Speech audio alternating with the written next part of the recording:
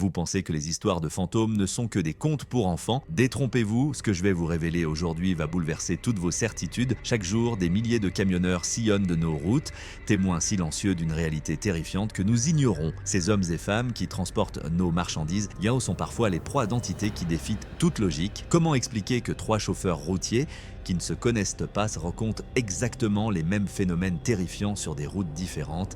Ces hommes n'avaient rien à gagner en partageant leur histoire. Au contraire, certains ont perdu leur emploi et ont été ridiculisés. La vérité, la route cache des secrets que les autorités préfèrent taire. Des disparitions inexpliquées, des accidents impossibles, des apparitions qui ont poussé des conducteurs expérimentés à abandonner leur métier. Ces témoignages que je vais partager sont les plus troublants de mon enquête. Des récits bruts qui vous feront réfléchir à 2 fois avant de prendre une route déserte la nuit. Êtes-vous prêt à affronter cette vérité dérangeante?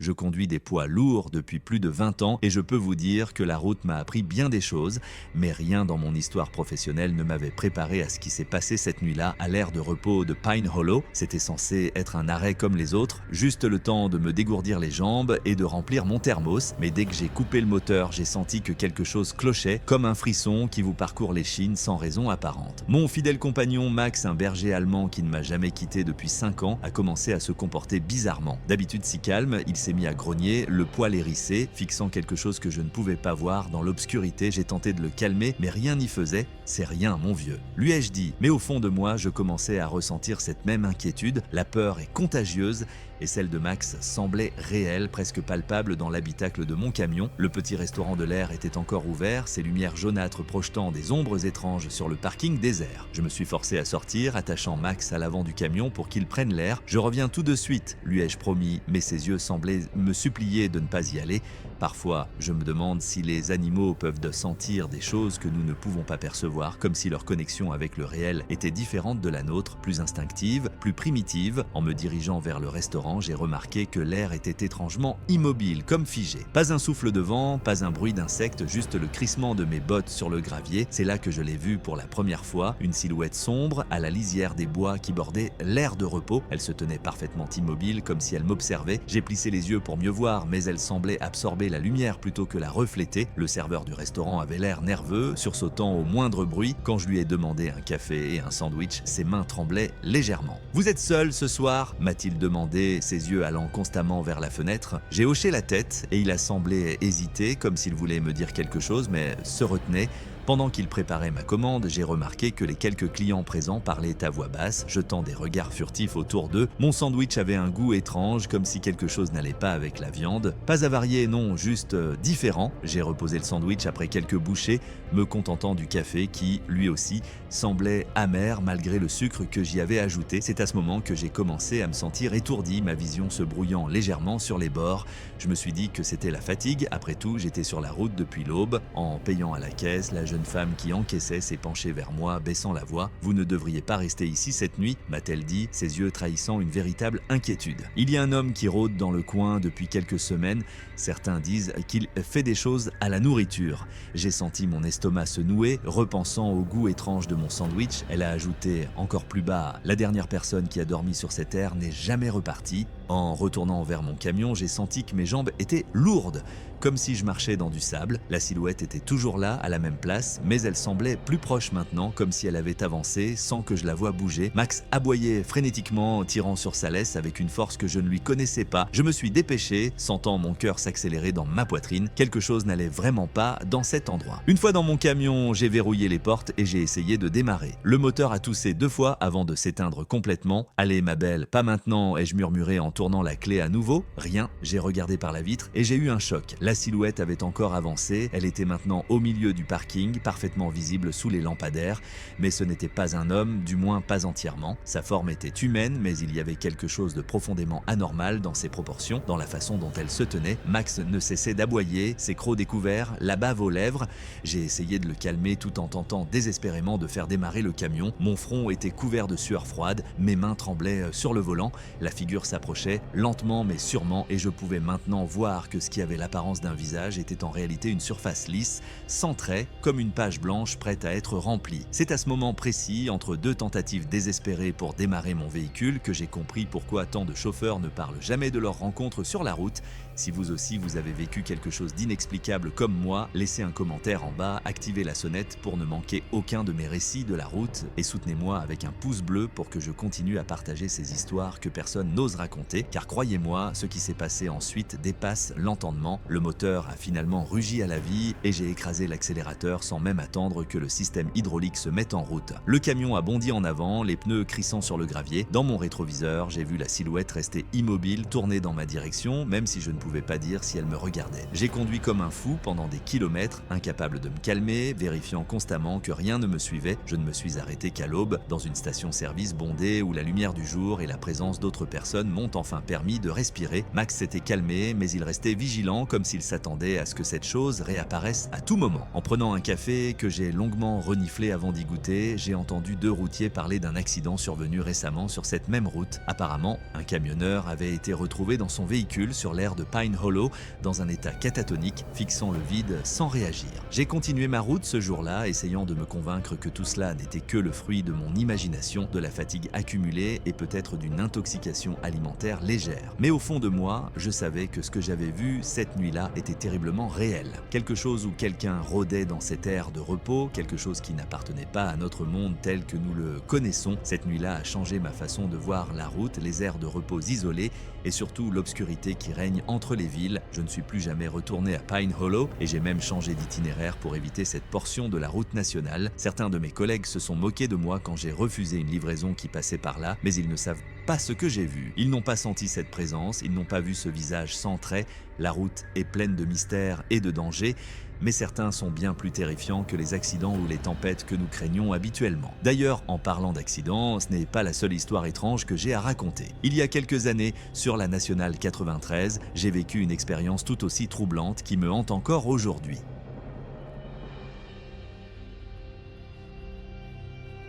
La Nationale 93 a toujours eu mauvaise réputation parmi nous, les routiers.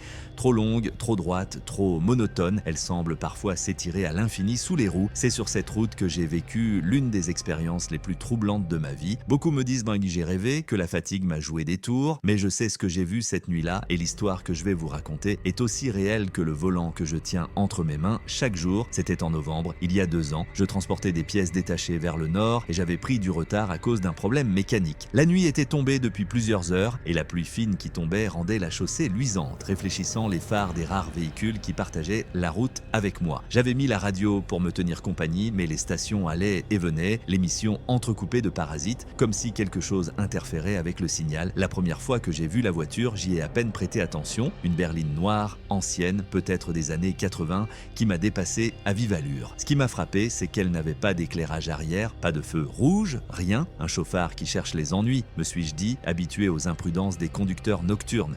J'ai ralenti un peu, préférant garder mes distances avec ce genre de comportement. Dans notre métier, la prudence n'est pas un luxe, c'est une nécessité. Une vingtaine de minutes plus tard, j'ai aperçu la même voiture sur le bas-côté immobile, feu de détresse allumé. En passant à sa hauteur, j'ai vu qu'un homme se tenait debout près du capot ouvert. Nous sommes formés pour ne pas nous arrêter dans ces circonstances, mais quelque chose dans sa posture droite, trop droite, m'a mis mal à l'aise. Et puis, il y avait cette femme sur le siège passager, son visage pâle tourné vers moi, sa bouche formant ce qui semblait être un cri silencieux. J'ai continué ma route, mais l'image de cette femme restait imprimée dans mon esprit. Son expression, ce n'était pas de la peur ordinaire, c'était une terreur absolue, primale.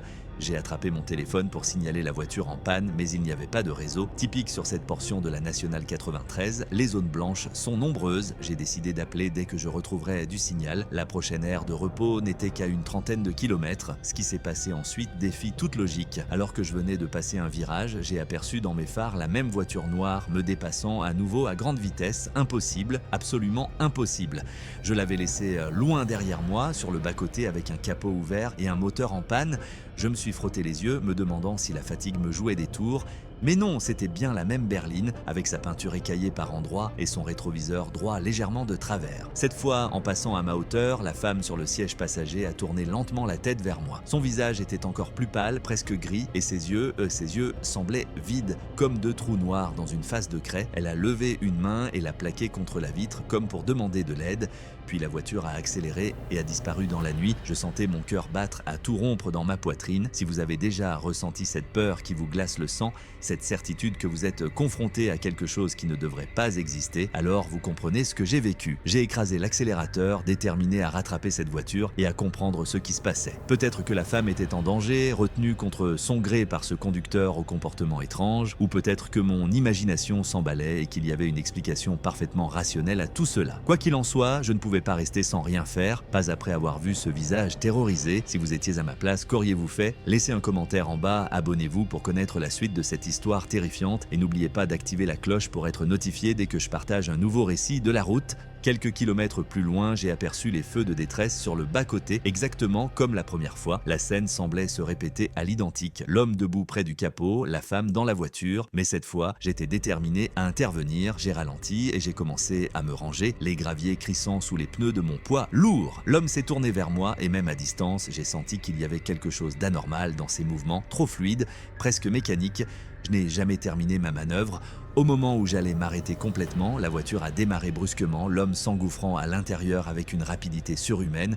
Les phares se sont éteints et la berline a disparu dans l'obscurité sans feu, comme un fantôme dans la nuit. J'ai repris ma route, les mains moites sur le volant, me demandant si je n'étais pas en train de perdre la raison. La fatigue peut jouer un détour, c'est vrai, mais pas à ce point. C'est à ce moment que j'ai remarqué que la radio ne captait plus rien, juste un souffle statique, parfois entrecoupé de bribes de mots incompréhensibles, comme des chuchotements lointains. J'ai essayé de changer de station, mais c'était partout pareil. J'ai fini par l'éteindre, préférant le silence à ce bruit inquiétant. Le silence dans un camion n'est jamais total. Il y a toujours le vrombissement du moteur, le sifflement de l'air contre la cabine, le craquement occasionnel du tableau de bord. Mais cette nuit-là, ces sons familiers étaient ma seule source de réconfort. Et puis inévitablement, ça s'est reproduit. La voiture est apparue de nulle part, me dépassant encore une fois à vive allure. Cette fois, en passant à ma hauteur, la femme s'est tournée vers moi et j'ai pu voir clairement son visage. Une partie de moi voudrait pouvoir oublier ce que j'ai vu, mais c'est gravé dans ma mémoire pour toujours. Son visage n'était plus juste pâle ou effrayé, il était partiellement décomposé, comme si elle était morte depuis des jours, et pourtant ses yeux étaient bien vivants, brillants de terreur, fixés sur moi avec une intensité presque douloureuse.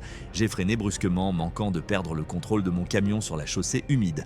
Derrière moi, personne. Devant moi, la route vide s'étirait sous la pluie fine. La voiture avait encore disparu, comme si elle n'avait jamais existé. J'ai pris mon téléphone, déterminé à appeler les secours malgré l'absence de réseau. Miracle, j'avais une barre de signal, j'ai appelé la police, expliquant tant bien que mal la situation, conscient que mon histoire semblait délirante. L'opérateur a pris mes informations calmement, me promettant qu'une patrouille serait envoyée pour vérifier. J'ai attendu à cet endroit, moteur tournant, essuie-glace battant régulièrement, scrutant l'obscurité. 20 minutes plus tard, une voiture de police est arrivée, gyrophares allumés. 2 agents en sont sortis, torche à la main. J'ai baissé ma vitre pour leur parler, leur expliquant ce que j'avais vu. Ils ont écouté patiemment, échangeant parfois des regards que je connaissais bien, le type de regard qu'on réserve aux fous ou aux ivrognes. « On va jeter un coup d'œil, monsieur », m'a dit l'un d'eux, poliment incrédule. Mais vous savez, cette route a une mauvaise réputation. Il y a eu plusieurs accidents mortels ici au fil des années.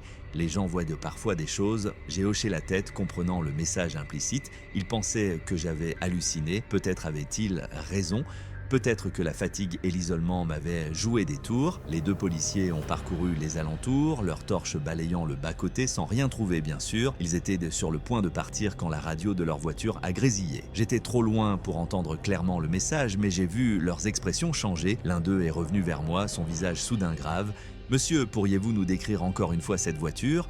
J'ai répété ma description, une vieille berline noire, peinture écaillée, rétroviseur de travers. Il a hoché la tête lentement, puis m'a demandé « Et la femme, comment était-elle » J'ai décrit son visage pâle, ses yeux terrifiés, sa main plaquée contre la vitre. J'ai omis de mentionner l'apparence décomposée que j'avais vue la dernière fois, craignant qu'il ne me prenne définitivement pour un fou. Le policier a échangé un regard avec son collègue, puis s'est tourné à nouveau vers moi. « Monsieur, il y a eu un accident sur cette route il y a exactement 1 an. Une berline noire, avec un couple à bord. L'homme conduisait sous l'emprise de l'alcool. Ils sont sortis de la route à 2 km d'ici. La femme est morte sur le coup. L'homme, quelques heures plus tard à l'hôpital. Un frisson m'a parcouru l'échine. » Le policier a continué. « Nous recevons ce genre d'appel chaque année à la même date. Des conducteurs qui voient cette même voiture, cette même femme. Il a semblé hésiter, puis a ajouté « Certains disent qu'elle essaie de prévenir les gens, d'autres pensent qu'elle cherche de l'aide. Même après tout ce temps, je suis resté silencieux, incapable de formuler une réponse cohérente. Les policiers sont partis peu après, me conseillant de me reposer à la prochaine aire de service. Je n'ai plus jamais revu cette voiture, ni cette femme au visage pâle, mais depuis cette nuit, je ne conduis plus sur la nationale 93 après le coucher du soleil. Certains de mes collègues me traitent de superstitieux, mais ceux qui connaissent vraiment la route comprennent, car la route a sa propre histoire, ses propres fantômes, et parfois, ces fantômes essaient de nous dire quelque chose. La question est, sommes-nous prêts à écouter? D'ailleurs, en parlant d'histoires qui vous glacent le sang, j'ai entendu parler de ce tronçon de route qu'on appelle l'allée sanglante. Un endroit maudit où les accidents se multiplient sans explication rationnelle. J'y suis passé une fois et ce que j'y ai vécu dépasse en horreur tout ce que je viens de vous raconter. Mais ça, c'est une autre histoire, encore plus sombre que celle de la femme fantôme de la nationale 93.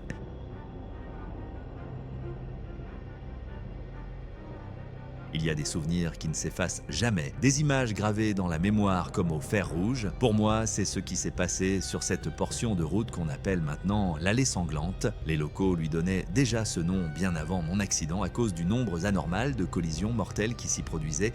Mais pour moi, ce nom a pris un sens bien plus personnel, bien plus douloureux. Cette histoire, je ne l'ai jamais racontée en entier. Peut-être est-il temps de le faire, de libérer ce poids qui m'écrase depuis tant d'années. C'était en septembre 1998, une nuit sans lune. J'étais jeune, à peine 3 ans de métier dans les dents, trop confiant peut-être comme tous les débutants qui croient tout savoir après avoir parcouru quelques milliers de kilomètres. Je transportais des produits électroniques, rien de dangereux, juste une cargaison de valeur qui devait être livrée avant l'aube. J'avais pris du retard à cause d'un embouteillage plus tôt dans la journée et je tentais de rattraper le temps perdu. Grave erreur, la première d'une longue série cette nuit-là. La route traversait une région boisée, sinueuse et mal éclairée, ce genre de route qui exige toute votre attention, même dans les meilleures conditions. Les panneaux recommandaient une vitesse maximale de 70 km/h dans les virages, mais j'étais au-dessus, pas beaucoup, juste assez pour me donner l'impression de gagner un temps précieux. La radio diffusait un vieux tube rock et je battais la mesure sur le volant, me sentant invincible dans ma cabine surélevée. C'est fou comme la vie peut basculer en quelques secondes, comment un moment d'inattention peut tout changer à jamais. Le virage était plus serré que je ne l'avais anticipé, une courbe traître qui se refermait sur elle-même comme un piège. J'ai freiné trop tard, sentant mon camion dériver légèrement sur la chaussée humide. C'est à ce moment-là que j'ai vu les phares en face, 2 yeux jaunes perçant l'obscurité, une camionnette familiale de celle qu'on prend pour les vacances, chargée de valises sur le toit. Elle arrivait dans l'autre sens, tenant parfaitement sa trajectoire. C'est moi qui avais légèrement débordé sur sa voie à cause de ma vitesse excessive. Tout s'est passé très vite ensuite et pourtant, dans ma mémoire, chaque seconde s'étire comme une éternité douloureuse. J'ai donné un coup de volant brusque pour revenir sur ma voie, mais le poids du camion a travaillé contre moi, l'arrière a commencé à déraper et j'ai senti que je perdais le contrôle. La camionnette a tenté une manœuvre d'évitement, se déportant vers le bas-côté. Si seulement la route avait été plus large, si seulement il y avait eu une bande d'arrêt d'urgence, mais il n'y avait que cette chaussée étroite bordée d'arbres centenaires. Sans pardon pour les erreurs des conducteurs, l'impact a été d'une violence inouïe, le bruit du métal qui se tord, le fracas du verre qui explose, le hurlement des pneus sur l'asphalte.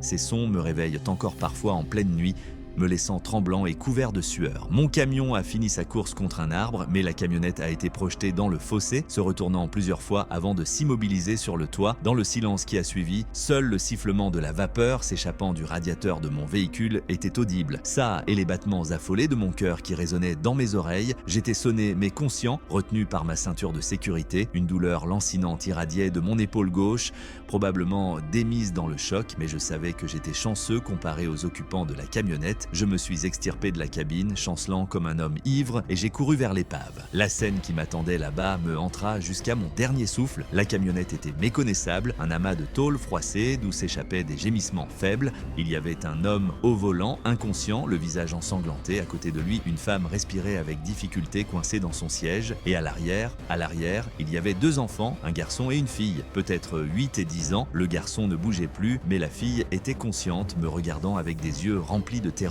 et d'incompréhension.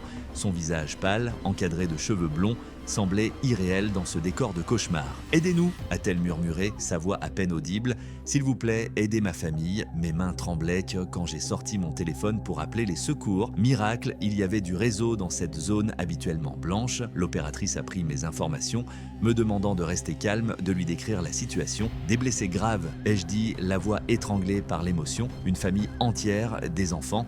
Elle m'a assuré que les secours étaient en route, qu'ils arriveraient le plus vite possible, mais nous étions au milieu de nulle part, sur une route peu fréquentée, l'aide mettrait du temps à arriver. Je suis retourné vers la camionnette, déterminé à faire ce que je pouvais en attendant les professionnels. La femme s'était réveillée et appelait ses enfants d'une voix faible. J'ai essayé de la rassurer, lui disant que les secours étaient en route, qu'elle devait rester calme. Je me souviens de son regard, de cette lueur de compréhension quand elle a réalisé que son fils ne répondait pas, un regard qui m'a transpercé, accusateur, désespéré. Mon bébé, a-t-elle répété encore et encore, comme une prière ou une malédiction. Si vous avez des enfants, vous savez qu'il n'existe pas de douleur plus profonde que celle de perdre un enfant. Et si vous avez un jour été témoin d'une telle souffrance, vous comprenez pourquoi ces images ne quittent jamais votre esprit. Les minutes qui ont suivi ont semblé durer des heures.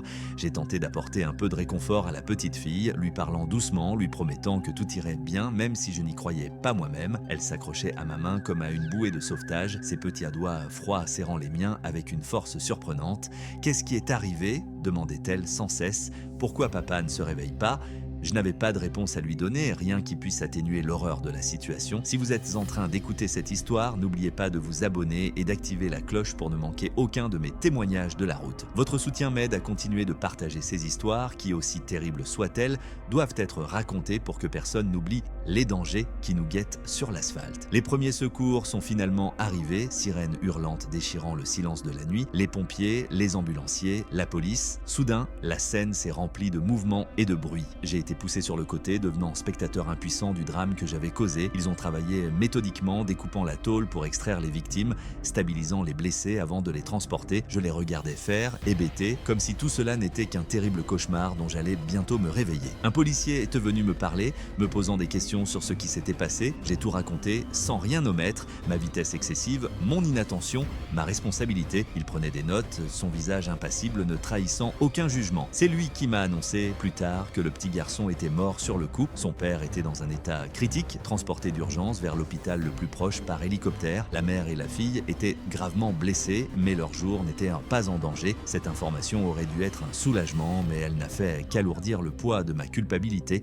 Les jours qui ont suivi sont flous dans ma mémoire, comme vus à travers un voile de brume. Il y a eu l'hôpital où j'ai été soigné pour mes blessures mineures, les interrogatoires, les procédures judiciaires, tout ce qui suit inévitablement un accident mortel. J'ai appris que le père de famille était décédé de ses blessures 2 jours après l'accident, laissant derrière lui une veuve et une orpheline, 2 vies fauchées à cause de mon imprudence, de ma hâte stupide pour respecter un délai de livraison qui paraissait soudain si insignifiant. Le procès a été rapide, j'ai plaidé coupable à tous les chefs d'accusation, homicide involontaire, conduite dangereuse, négligence ayant entraîné la mort. Mon avocat m'avait conseillé de contester certaines charges, arguant que l'état de la route et les conditions météorologiques étaient des facteurs atténuants. Mais je ne pouvais pas, je savais ce que j'avais fait, je savais que j'étais le seul responsable de cette tragédie.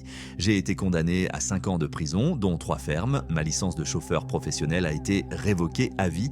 La prison a été la prison, un endroit où le temps s'étire indéfiniment, où chaque jour ressemble au précédent dans une monotonie grise et désespérante. Mais pour moi, c'était aussi une forme de soulagement. La punition que je méritais, la pénitence nécessaire pour mes actions, pourtant aucune cellule ne pouvait être aussi étouffante que la prison de ma propre culpabilité. Chaque nuit, je revoyais l'accident, imaginant des scénarios alternatifs où j'aurais ralenti à temps, où j'aurais été plus vigilant, où cette famille serait rentrée chez elle saine et sauve. À ma libération, le monde avait continué sans moi. Ma femme était partie, ne supportant pas le poids de la honte et des regards accusateurs. Je ne pouvais pas lui en vouloir, mes amis s'étaient évaporés, mon appartement avait été vendu pour payer les frais de justice et les dommages et intérêts. Je me retrouvais seul, sans métier, hanté par un passé que je ne pouvais effacer. C'est à ce moment-là que j'ai pris la décision la plus difficile de ma vie. J'ai contacté la famille des victimes, demandant à les rencontrer. Je ne m'attendais pas à ce qu'ils acceptent. Qui voudrait voir le visage de l'homme qui a détruit sa famille? Pourtant, contre toute attente, la femme, Maria était son nom, a accepté. Notre rencontre a eu lieu dans un petit café anonyme d'une ville où personne ne nous connaissait. Elle était venue seule, sans sa fille. Je l'ai reconnue immédiatement, même si son visage portait les marques du chagrin et du temps qui avait passé. Elle s'est assise en face de moi, silencieuse, attendant que je parle. Mais que dire à une femme à qui on a tout pris? Quels mots pourraient suffire? Quelle excuse pourrait justifier la perte d'un mari et d'un fils? J'ai balbutié des excuses, conscient de leur futilité. J'ai parlé de remords, de regrets, de nuits sans sommeil. Elle écoutait, son regard fixé sur sa tasse de café impassible. Quand j'ai fini, elle a levé les yeux vers moi et ce que j'y ai lu m'a surpris. Ce n'était pas de la haine comme je m'y attendais, mais une immense tristesse mêlée d'une étrange sérénité. Je ne vous pardonne pas, m'a-t-elle a-t-elle dit simplement. Je ne pense pas que je le pourrai un jour, mais je n'ai pas la force de vous haïr non plus. La haine demande trop d'énergie et j'ai besoin de toute la mienne pour ma fille, pour continuer à vivre malgré tout. Ces paroles m'ont frappé plus durement que n'importe quelle condamnation. Il aurait été plus facile d'affronter sa colère que cette résignation digne. Que voulez-vous de moi ? A-t-elle demandé ensuite. Je n'avais pas de réponse préparée à cette question. Que voulais-je ? Du pardon ? De la rédemption ? Une forme d'absolution que je ne méritais pas. Je veux que vous sachiez que je porterai ce fardeau jusqu'à la fin de mes jours, ai-je finalement répondu, et je veux faire quelque chose, n'importe quoi qui pourrait aider votre fille, vous aider tous les deux à reconstruire votre vie. Elle a secoué la tête, un sourire triste aux lèvres. Il n'y a rien que vous puissiez faire pour ramener mon mari et mon fils, mais il y a peut-être un moyen pour vous de donner un sens à leur mort. C'est ainsi que j'ai commencé à témoigner dans les écoles, les auto-écoles, les entreprises de transport, racontant mon histoire, montrant les conséquences dévastatrices d'un moment d'inattention, d'un excès de vitesse, d'une prise de risque inutile. Ce n'est pas une rédemption, je ne crois pas que celle-ci soit possible pour moi, c'est simplement la seule chose que je peux faire, essayer d'empêcher que d'autres familles ne soient détruites comme je l'ai fait avec celle de Maria. L'allée sanglante existe toujours, bien sûr, la route a été améliorée depuis, élargissement de la chaussée, installation de glissières de sécurité, meilleur éclairage, mais les accidents continuent de s'y produire comme si l'endroit lui-même était maudit. Certains disent que c'est à cause des âmes des victimes qui y sont mortes, cherchant à attirer d'autres personnes pour leur tenir compagnie dans l'au-delà. Je ne crois pas à ces superstitions, je sais que la véritable malédiction, ce sont les conducteurs comme moi, trop pressés, trop confiants, trop distraits. Je n'ai jamais revu Maria après notre rencontre. Sa fille doit être adulte maintenant, vivant sa vie avec le poids de cette tragédie. J'espère qu'elles ont trouvé une forme de paix, même si je doute qu'une plaie aussi profonde puisse jamais guérir complètement. Quant à moi, je continue de témoigner, de raconter mon histoire encore et encore, espérant que quelqu'un, quelque part, ralentira à temps grâce à elle. La route est longue et pleine de dangers, mes amis. Il n'y a pas seulement ceux qui sont visibles, les virages, la pluie, les nids de poules, mais aussi ceux qui se cachent en nous, la fatigue, l'impatience, l'excès de confiance. Je vous raconte tout cela non pas pour chercher votre sympathie, mais pour vous mettre en garde. Car la prochaine fois que vous serez tenté d'appuyer un peu plus sur l'accélérateur, de vérifier ce message sur votre téléphone, de forcer sur cette dernière portion de route malgré vos paupières lourdes, souvenez-vous de mon histoire, souvenez-vous de cette famille qui ne rentrera jamais chez elle, et faites le choix que je n'ai pas su faire cette nuit-là sur l'allée sanglante.